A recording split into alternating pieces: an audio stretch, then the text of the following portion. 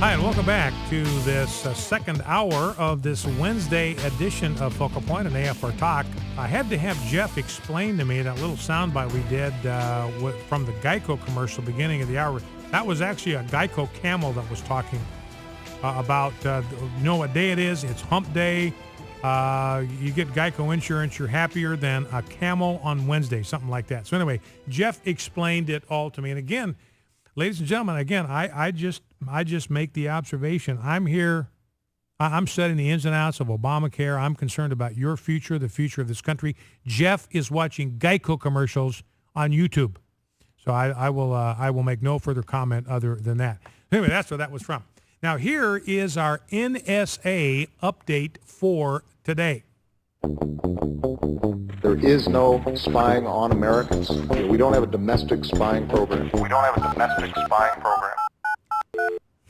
So here's a Reuters piece from this morning.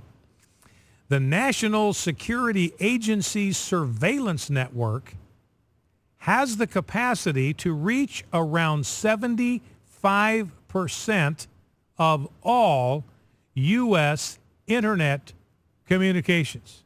I repeat, NSA can get to 75% of all U.S. internet communications. So that obviously includes emails. A lot of people are making phone calls now on the internet. So that's included. They can get at all this.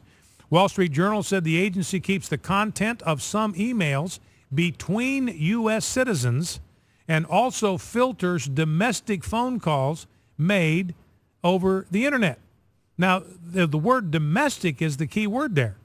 That these are emails that are being exchanged between U.S. citizens. This is not emails going or coming from overseas. Now, remember, that's what President Bush set this thing up to do. Originally, the only thing, the design of this program is we want to be able to track communication that either going to overseas agents or coming from overseas that appear to be suspicious to us. We're not going to sweep them all up.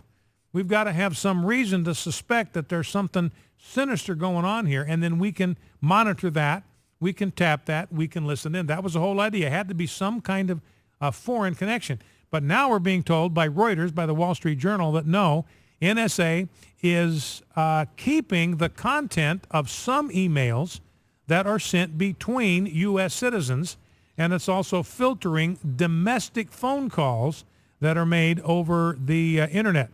Officials told the Journal the system's broad reach makes it more likely that purely domestic communications will be incidentally intercepted and collected in the hunt for foreign ones. The Journal said these surveillance programs show that the NSA can track almost anything that happens online.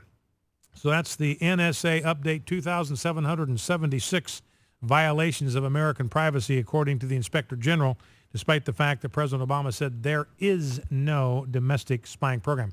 888-589-8840. We're going to go to phone calls here just in a quick second. 888-589-8840. I got a couple of emails. You can communicate with us via email during the program. Focalpoint@afr.net is the email address. Focalpoint@afr.net. Somebody asked about what I'd said about Paul Ryan at the Values Voter Summit, and I realized I did not close the loop on that. What disappointed me is that Mitt Romney didn't even come. He had a videotaped presentation. Paul Ryan was there in person, and he hardly said a word about marriage. Not a word. This is the Values Voter Summit. It is the safest place in America to talk about natural marriage, and this is what the conservatives are at this conference. They're looking for. They're hungering for somebody who's going to provide some moral leadership on this issue, and they did not get it either from Paul Ryan or from Mitt Romney. And then another emailer asked about an update on the San Antonio gay ordinance. I don't have any update for you about that. Pastor Hagee, pastor of the largest church in San Antonio, he claims now that he was misrepresented. Stories were done that he supported the ordinance, and he's now backing away from that, saying, no, that's inaccurate. I do not support this ordinance, nor should he. It's a perfectly terrible ordinance. It hasn't been heard yet. I don't know what the timetable is for that ordinance to actually be discussed. And the individual who wrote the email indicated there's a city councilwoman who has spoken out against it. That I'm not familiar with. I'm not familiar with the details there. If somebody's got a link on that, I would love to see it. Well, anyway, let's go to the phones. Let's go to Rebecca in Rogers, Arkansas. Rebecca, thank you for calling and thank you for waiting so patiently. What's on your mind? Hey, Brian. So glad to be able to talk to you. Well, thank you. Thanks for calling. There have been town halls in Northwest Arkansas the last 2 Monday nights.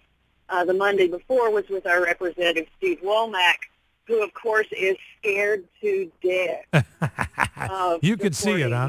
Anything, yeah. Now, what's he scared about? What's he scared to death of? He's afraid that there will be so much blowback. It's very risky, and that we will lose the House in 2014, and Nancy Pelosi will be there. But we're having a defund Obamacare sign waving, the Tea Party, Benton County Tea Party, 2 o'clock to 4 o'clock this Friday, the Lord willing. And then Monday night, Jim DeMint with Heritage Action and Raphael Cruz came to Fayetteville, just down the road, and it was a wonderful town hall of about 400 people, and we exclaimed over Ted Cruz. The minute his name was mentioned, everybody stood and just screamed, and we loved Raphael, and we loved everything they had to say. We're ready to defund. And there's something I just want to get in. American Family Radio, One News Now, has different experts that speak to issues and give their point of view for the whole country. Robert W. Dunn of Regent University is one of those good fellows. Richard Land has been one. Robert W. Dunn has already said on the report, he said that Ted Cruz should not run for 2014 because he does not have enough experience. And I'm hoping that AFR will adopt, and One News Now, will adopt the stand that we don't need the experts telling us the people, how to vote and what they think is right and true. We need to decide that for ourselves and not have them telling us what they think. We don't want to know what they think. All right, listen, Rebecca, I appreciate that, and I hear what you're saying, and I have... you would think if people weren't such slow learners that the Republican Party would have had it up to here with these highly priced consultants. And a lot of these supposed experts, some even maybe in our camp, that say he's too young, he's too inexperienced. Well, fine. Then bring me somebody with experience that believes what he believes. Where are they? Where is that person? Where are they? I don't see them. I don't see anybody with his passion. I don't see anybody with his convictions. I don't see anybody with his eloquence. You bring me somebody that's got more experience, I'll be happy to get excited about him. I'm just not seeing it. Focal Point, AFR Talk, back in 2.